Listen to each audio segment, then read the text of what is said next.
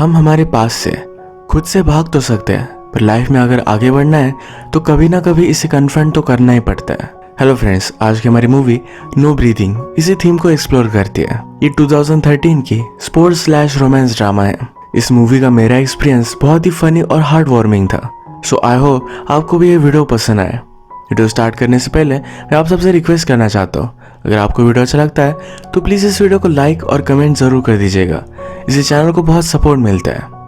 ना hold on to your seats और इस सफ़र का मज़ा लीजिए। मूवी स्टार्ट होती है और हमारा मेन कैरेक्टर जिसका नाम है वॉन, इसे स्कूल में डांट पड़ रही है। ये बहुत ज़्यादा ड्रंक हो गया था। स्कूल को पता चला तो अब उसे वो एक्सपेल करने वाले हैं। वॉन कहता है कि मेरे फ्रेंड्स भी मेरे साथ थे, मैं सिर्फ उन्हें देख रहा था, मैंने खुद नहीं पी थी।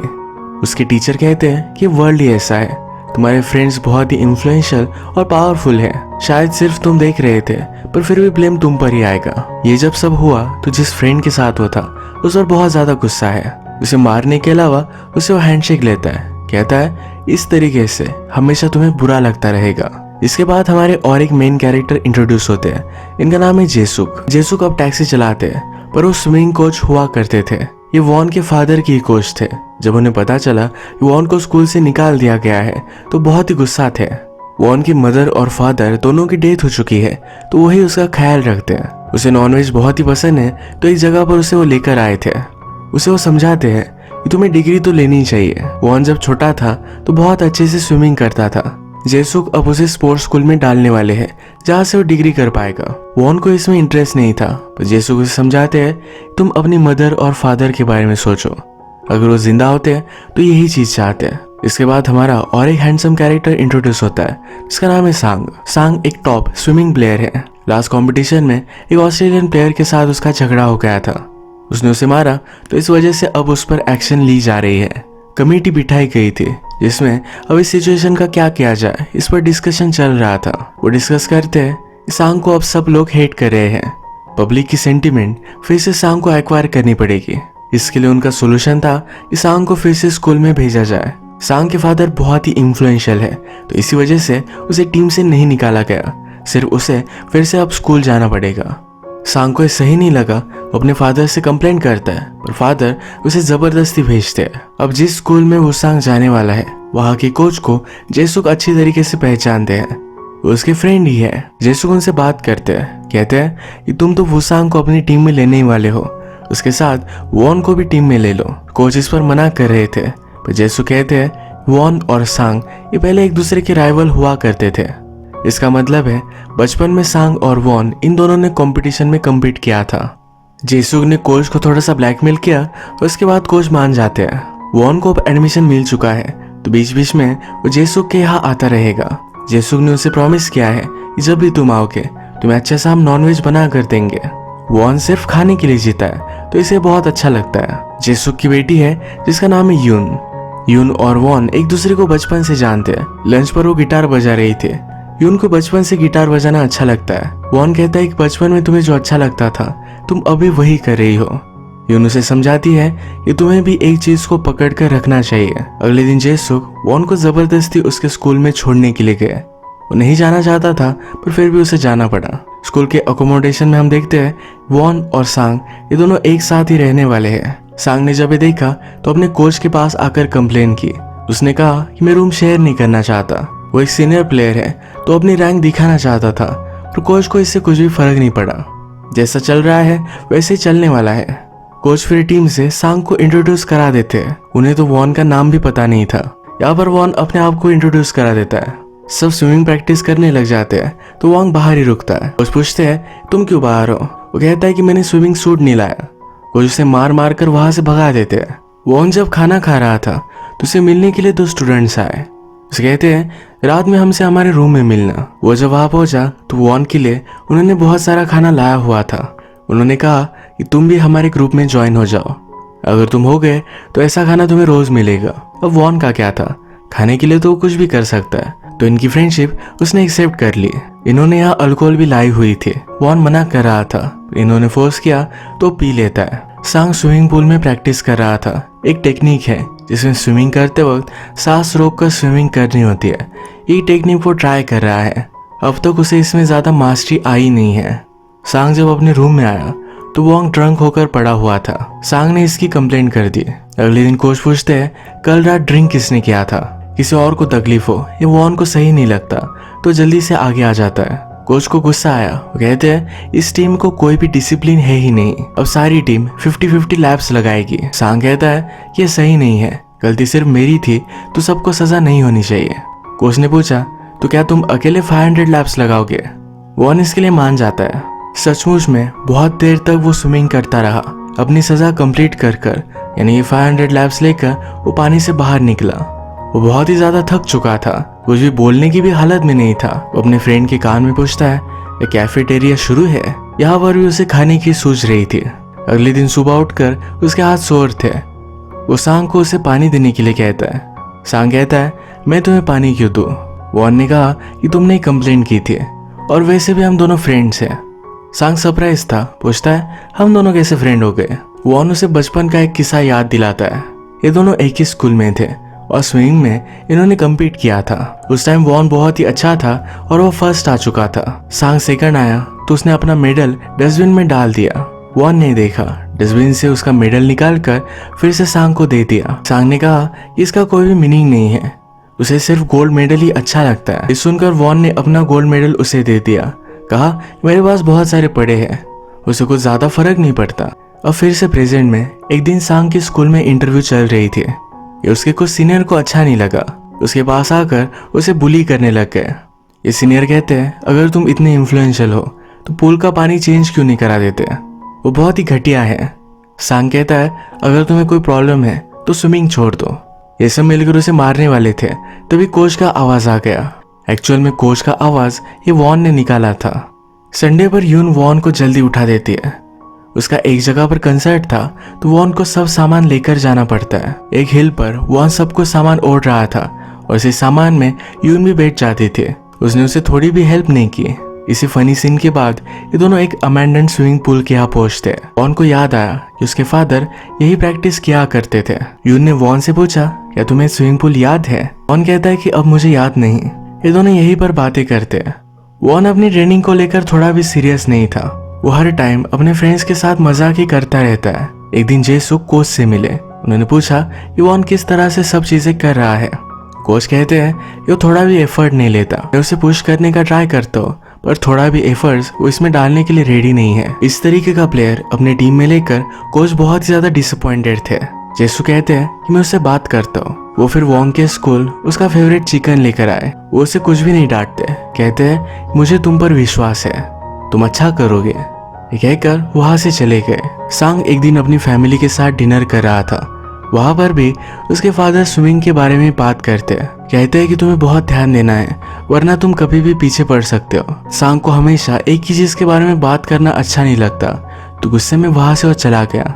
नेक्स्ट डे सांग हॉस्पिटल में आया हुआ था। उसके स्पाइन्स वगैरह चेक कर रहा था। उसकी कजन डॉक्टर है तो चेक कर बताती है कि कोई भी प्रॉब्लम नहीं है। सांग एक्चुअल में सिर्फ थोड़ा सा ब्रेक लेना चाहता है, इसी वजह से बहाना बना रहा था। उसकी कजन कहती है कि थोड़ा टाइम अपने खुद के लिए भी निकाला करो, तुम्हें जो अच्छा लगे वो तुम आज कर डालो।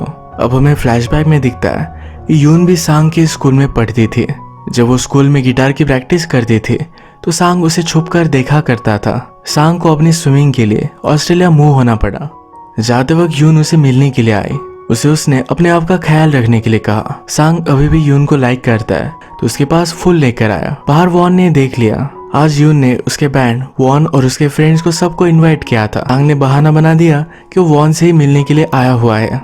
ये जब लंच कर रहे थे तो वॉन कहता है कि तुम आओगे ऐसा मुझे लगा नहीं था। सांग ने यहाँ डायरेक्टली यून को बता दिया कि मैं तुम्हें लाइक करता हूँ, इसी वजह से यहाँ आया था। सब लोग ये सुनकर बहुत सरप्राइज्ड हो गए। इस सीन में वॉन सांग से पूछ रहा था तुम उसे लाइक क्यों करते हो? तुम्हें तो कोई भी लड़की मिल जाएगी, अगर तुमने उसे हर्ट किया तो सही नहीं होगा। सांग कहता है कि मैं सच में उसे लाइक करता हूँ। नेक्स्ट सीन में सांग यून से मिलने के लिए आया। वो उसे कहता है तुम मेरे फोन क्यों नहीं उठाती? वो कहती कि मैं जरा बिजी थी। उसने कहा कि मुझे भूख लगी है, चलो कहीं खाना खाने के लिए चलते हैं। खाने में यून चिकन फीट लेती है। सांग को ये बहुत ही ग्रोस लगा। कहता है तुम ये सब कैसे खा सकती हो। यून कहती है कि एक आदमी को चिकन फीट खाना आना चाहिए। इन दोनों को बात करता सुनकर वॉन और भी ज्यादा जेलस हो गया। इसके बाद स्कूल की टीम एक कंपटीशन के लिए फिलीपाइंस आते हैं। वॉन और उसके फ्रेंड्स को लगा था वहाँ लड़कियां होंगी, हम मजे करेंगे, पर पूरा टाइम उन्हें प्रैक्टिस ही करनी पड़ी। ये जब होटल में आए तो वहाँ ऑस्ट्रेलियन प्लेयर थे, इसमें वो भी प्लेयर है जिसको सांग ने मारा था। एक दूसरे से फिर से बात करते हैं तो उन्हें फिर से झगड़ा स्टार्ट हो गया। इन्होंने डिसाइड किया कि हम एक कंपटीशन ही कर लेते हैं, इसी कंपटीशन से पता चल जाएगा सुपीरियर कौन है। इस गेम में सारी टीम को एक एक लैप लेना था। एक प्लेयर का लैप खत्म होने के बाद ही दूसरा प्लेयर लैप ले सकता है। इसमें वॉन 3rd नंबर पर लैप लेने वाला था, पर उसके जगह पर सांग चला जाता है। एक फास्ट लैप लेकर वॉन को आगे जाने के लिए कहता है। आज जब वॉन ने स्विमिंग की तो नो ब्रीदिंग टेक्निक का यूज कर रहा था। ये वही टेक्निक है जो सांग करने में स्ट्रगल करता है। यहाँ वॉन को अच्छी तरीके से स्विम करते हुए उसके कोच ने देख लिया। सांग रियलाइज करता है कि उसे जल्द से जल्द इस टेक्निक में माहिर होना पड़ेगा। और रात में भी यही प्रैक्टिस कर रहा था। वॉन ने देखा तो कहता है जरा अपनी लाइफ तुम एंजॉय किया करो। सांग कहता है कि हम एक एथलीट है, लाइफ एंजॉय करना बहुत ही घटिया चीज है, हमें हमारे गोल पर फोकस रहना चाहिए। ये सब घर आने के बाद कोच जेसुक से बात करते हैं। उन्होंने पूछा कि वॉन क्या सचमुच में एक प्लेयर का बेटा है। जेसुक सरप्राइज थे तो कोच कहते हैं कि वो बहुत ही अच्छे से नो ब्रीदिंग टेक्निक का यूज करता है। जेसुक को सुनकर बहुत अच्छा लगा। कोरिया वापस आने के बाद सांग डायरेक्टली यून के पास आता है। उसने उसके लिए गिफ्ट लाया था। यून ने गिफ्ट ले नहीं रही थी। कहता है प्लीज गिफ्ट एक्सेप्ट कर लो। वो पूछती है क्या तुम सचमुच में मुझे लाइक करते हो। सांग कहता है कि मैं नेशनल टीम में सिलेक्ट होने वाला हूँ, इसके लिए मुझे बहुत सारी मेहनत लेनी पड़ेगी। इस इम्पोर्टेंट टाइम पर मैं तुमसे मिलने के लिए आया, इसका मतलब है तुम मुझे बहुत पसंद हो। यून ने कहा मैं तुम्हें लाइक नहीं करती। सांग कहता है तुम करने लगोगे। इसके बाद सांग उसके पास आकर उसके हेयर्स को स्मेल करता है। कहता है कि नया शैम्पू है, इसकी स्मेल अच्छी है। जब सांग यहाँ से जा रहा था तो वॉन्ग ने देख लिया। एक्चुअल में वॉन्ग भी यून के लिए गिफ्ट लेकर आया था। वॉन को भी यून के लिए फीलिंग्स है। रात में जब वो अकेला बैठा हुआ था तो इसके पास यून आई। यहाँ भी उससे कुछ भी बोल नहीं पाता। एक दिन जब सांग प्रैक्टिस कर रहा था तो उसे मिलने के लिए वॉन्ग का एक फ्रेंड आता है। इसका नाम है जंग। जंग सांग के साथ प्रैक्टिस करना चाहता था, वो भी एक अच्छा प्लेयर बनना चाहता है। सांग भी इसके लिए मान जाता है, उसे ट्रेन करता है। एक दिन स्विमिंग पूल में जंग को पेन होने लग गया था। उसे थोड़ी सी इंजुरी है, इस वजह से वो परफॉर्म नहीं कर पाता। रात में हम जंग को उसकी मदर के साथ बात करता हुआ देख सकते हैं। उसकी मदर बीमार रहती है, उन्हें सही से मेडिसिन लेने के लिए कहता है। वो बहुत ही होपफुल था, उसे लग रहा था कि शायद वो भी नेशनल टीम में अब सिलेक्ट हो जाएगा। उसकी मदर उसके लिए बहुत खुश थे। अगले कुछ सीन्स में सांग और यून एक साथ हैंग आउट करता हुआ हम देख सकते हैं। ये सब वॉन देखता है तो बहुत जेलस होता रहता है। यून भी एक अच्छी सिंगर बनना चाहती थी तो अलग अलग ऑडिशन देती रहती है। इसके बाद हम देखते हैं नेशनल टीम सिलेक्ट हो चुकी है। इसमें सांग सिलेक्ट हुआ और वॉन्ग का सिलेक्शन नहीं हो पाता। वॉन टैलेंटेड तो है पर स्विमिंग को लेकर उतना ज्यादा सीरियस नहीं, यही उसका रीजन था। इस टीम में जंग भी सिलेक्ट हो गया। जंग के सीनियर को पता चला कि जंग को एक इंजुरी है पर फिर भी वो नेशनल टीम के लिए सिलेक्ट हो चुका है। उसके पास आए, कहा कि जाकर कोच को बता दो कि तुम अब इस टीम में नहीं रहना चाहते, अगर तुम टीम में रहे तो सबके चांसेस कम हो जाएंगे। जंग इसके लिए मना कर रहा था, उनसे गिड़गिड़ा रहा था, पर ये सीनियर मानने नहीं वाले थे। जहां पर उसे चोट लगी थी उसी जगह पर बहुत मारते हैं। जंग फिर टीम से निकल जाता है। जब वो यहाँ से जाने वाला था तो वॉन्ग को पता चला। उसे समझाता है कि तुम जरा रेस्ट लो और फिर से स्विमिंग के लिए वापस आना। जंग कहता है मैंने बहुत ट्राई किया पर मेरे लिए स्विमिंग में कोई भी होप नहीं है। उसने वॉन्ग को समझाया तुम एक अच्छे प्लेयर हो, तुम्हें स्विमिंग को सीरियसली लेना चाहिए। जंग का ये गेम छोड़ना उसके लिए बहुत ही हार्ड था, बहुत रोता है। वॉन जब कैफेटेरिया में था तो वहाँ सीनियर्स आए, वॉन को चिढ़ा रहे थे। तभी यहाँ वॉन को पता चला सीनियर्स की वजह से ही जंग को स्विमिंग छोड़नी पड़ी। वॉन इस पर बहुत ज्यादा गुस्सा हो जाता है, अपने सीनियर को बहुत मारता है। कहता है यही रीजन था, मैं स्विमिंग नहीं करना चाहता था। अब हमें एक्चुअल रीजन पता चलता है। पास में हम देखते हैं वॉन के फादर की स्विमिंग की कंपटीशन थी। वो हमेशा नो ब्रीदिंग टेक्निक यूज करते थे। इस कंपटीशन में भी वो यही कर रहे थे। पानी में ही उन्हें हार्ट अटैक आ गया। वॉन के सामने उनकी डेथ हो गई। इस बचपन का ड्रामा उसे आज भी है, तो इसी वजह से वो स्विमिंग नहीं करता। प्रेजेंट में हम देखते हैं वॉन ने अभी अभी सीनियर को मारा तो उसे टीम से निकाल दिया जाता है। संग वॉन के फादर के स्विमिंग का बहुत बड़ा फैन था। उनकी टेक्निक का वो यूज करना चाहता है पर सही से कर नहीं पाता।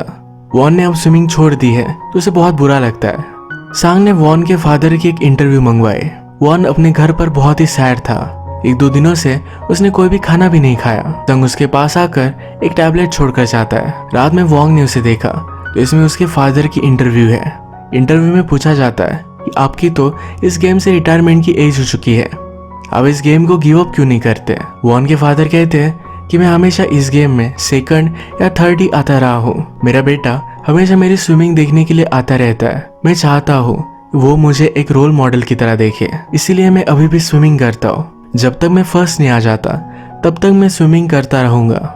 इस इंटरव्यू में वॉन के फादर ने यह भी कहा कि वो बहुत ही सॉरी है कि अपनी वाइफ और बेटे को वक्त नहीं दे पाते।